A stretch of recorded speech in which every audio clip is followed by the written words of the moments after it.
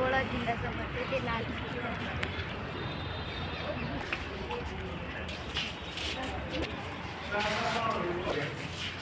तो ये वही लाल किला है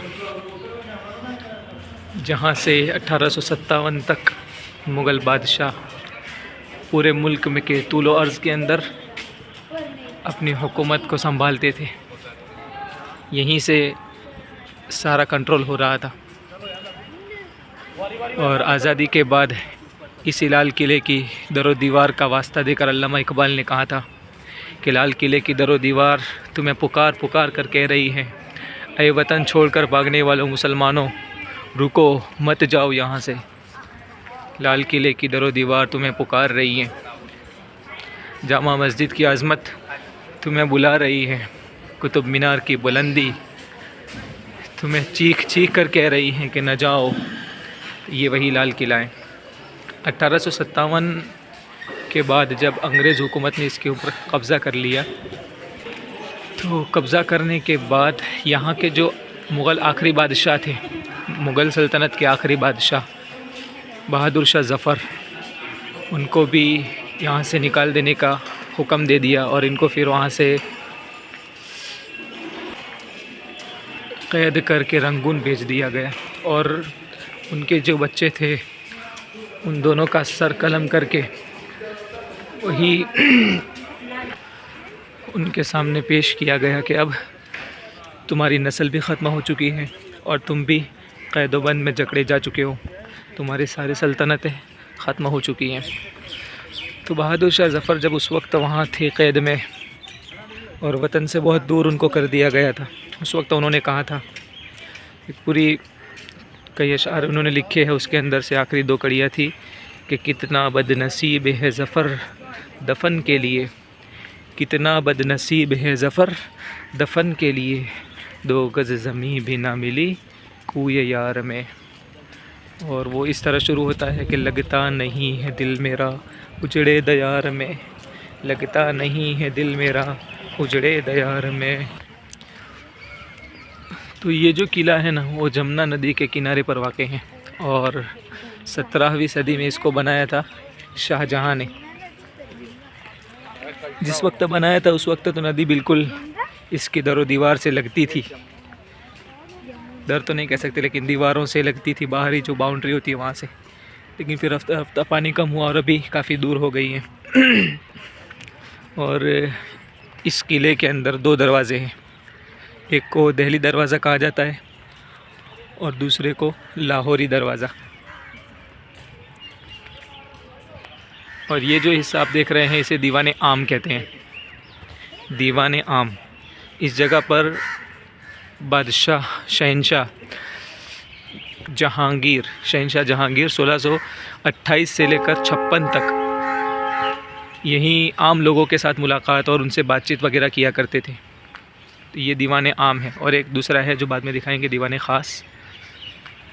तो तख्ते ताऊस भी लगता था यहीं। अभी कुछ निशानियाँ उनकी मौजूद है तो उनके विराजमान होने की, जिसको कांच से ढक दिया गया है।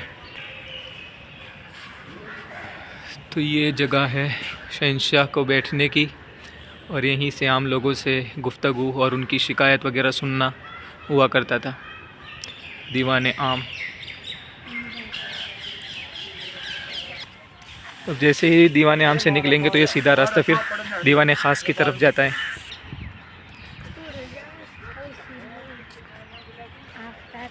और इधर ये हिस्सा दिख रहे हैं हौज़, जो पानी से भरा रहता था उस ज़माने के अंदर, फुवारे का भी काम देता था और ठंडक का भी काम देता था महल के अंदर पानी भरने के लिए। ये पीछे नदी है, वहीं से पानी यहाँ और इसी तरीके से दूसरी जगहों पर जाता था, जैसे ताजमहल के अंदर भी ऐसा ही है। तो ये वाला तो दीवाने वो ख़ास महल है और इधर है ये दीवाने ख़ास। उस ख़ास महल की खुसूसियत भी बाद में बताता हूँ, लेकिन यहाँ ख़ास महल दीवाने ख़ास के बारे में जान ले कि यहाँ जो बादशाह के करीबी लोग हुआ करते थे, वज़ीर वगैरह, जो खुसूसी अफराद जिनको कहा जाता है, उनसे गुफ्तगू और उनके साथ जो बातचीत करनी होती है वो की जाती थी। और ये नहर बनी है पानी भरने के लिए, जिसको नहर बेहिश्त कहा जाता है। तो ये नहर पूरे किले के अंदर घूमती है और महल को ठंडा पहुंचाने के लिए और ठंडा करने के लिए इसको बनाया गया था। ये इसकी नालियाँ हैं और पीछे नहर है, जमुना नदी जिसको बोलते हैं, जमुना नदी, उसी से पानी आता था। और अंदर भी बनी हुई है नहर जैसा, वहीं से गिरकर यहाँ से होते हुए पूरे महल में जाता था। तो अब बात कर लेते हैं उसकी ख़ास महल की। तो ख़ास महल के अंदर 3 रूम बने हुए हैं। उनमें से एक तो है इबादत गाह, जहाँ जिसको तस्बीह गाह भी बोला जाता है, बादशाह इबादत किया करते थे।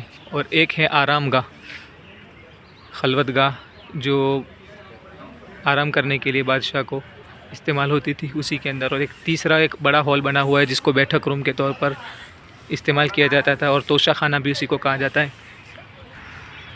और इस तरफ सामने मुमताज़ महल है, वो उधर ताज महल अलग है, इधर मुमताज़ महल। वो अल्ताफ़ ज़िया की एक गज़ल है ना, जिसका नाम ही उसने दिया है ए मेरी जाने गज़ल, उसका एक मिसरा याद आ रहा है कि जिसके अंदर उसने कहा था अपनी महबूबा को याद करते हुए कि तू मेरी, मैं तेरा शाह जहाँ, तू मेरी मुमताज़ महल, ए मेरी जाने गज़ल, मैं तेरा शाह जहाँ, तू मेरी मुमताज़ महल, ए मेरी जाने गज़ल। पूरी गज़ल लंबी है, तो बस मुमताज़ महल के नाम से ये मिसरा याद आ गया। तो मुमताज़ के कपड़े मैले हो चुके हैं, कह रहा है कि मुझे साफ़ करो। अभी सफाई तो चल ही रही है, लेकिन वो सफाई नहीं हुई है। इसी को छोटा रंग महल भी कहा जाता है। और इसके अंदर ये जो नीचे वाला हिस्सा है ना, ये नहर है, नहर बहिश्त जिसको कहा जाता है। यहीं से पानी भी बहता था महल के अंदर ताकि ठंडक रहा करे। तो मुमताज़ महल, असल रंग महल तो अलग है, लेकिन छोटा रंग महल इसे भी कहा जाता है।